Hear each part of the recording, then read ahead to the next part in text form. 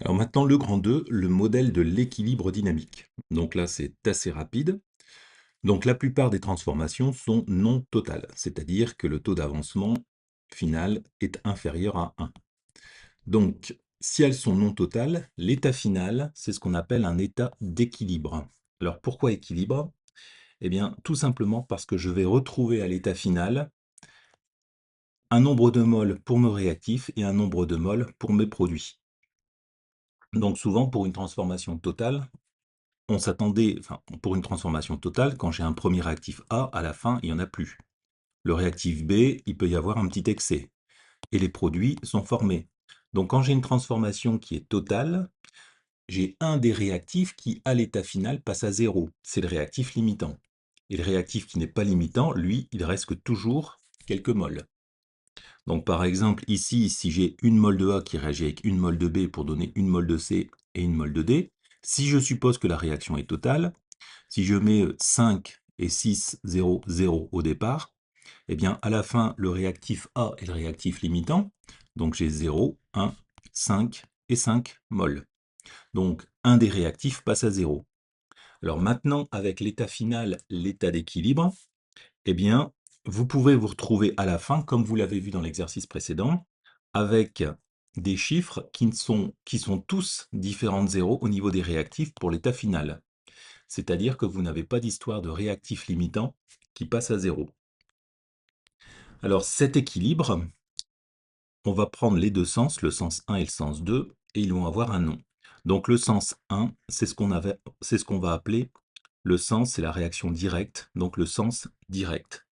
Et le sens 2, ça va être la réaction opposée, le sens opposé. Donc quelquefois on entend le sens inverse, mais préférez le sens direct et le sens opposé. Alors ces deux transformations, quelque part, symbolisées par ces deux flèches, elles se font simultanément.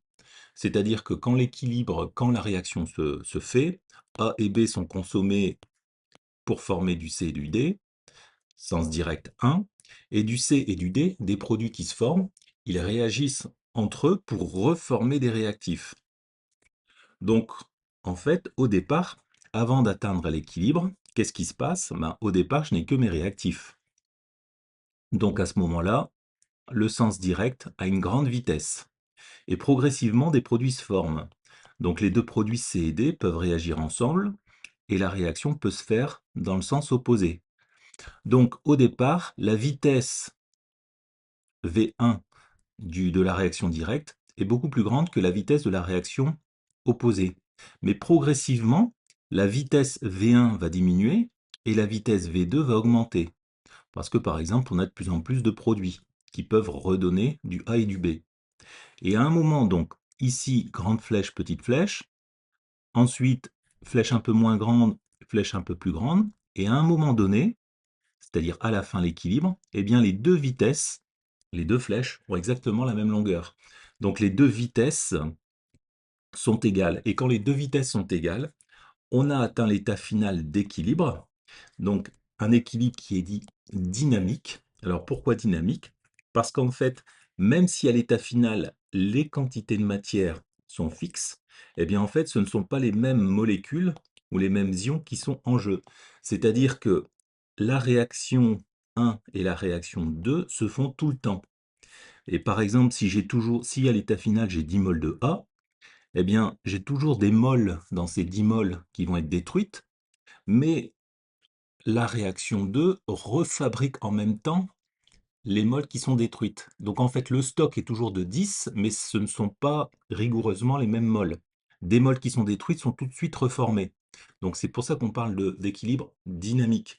Dynamique parce que il se passe toujours quelque chose, même si à l'état final, les valeurs qui sont ici, les quantités de matière des réactifs à l'état final et les quantités de matière des produits à l'état final, sont des chiffres fixes, mais les deux réactions, réaction 1 et réaction 2, se font toujours.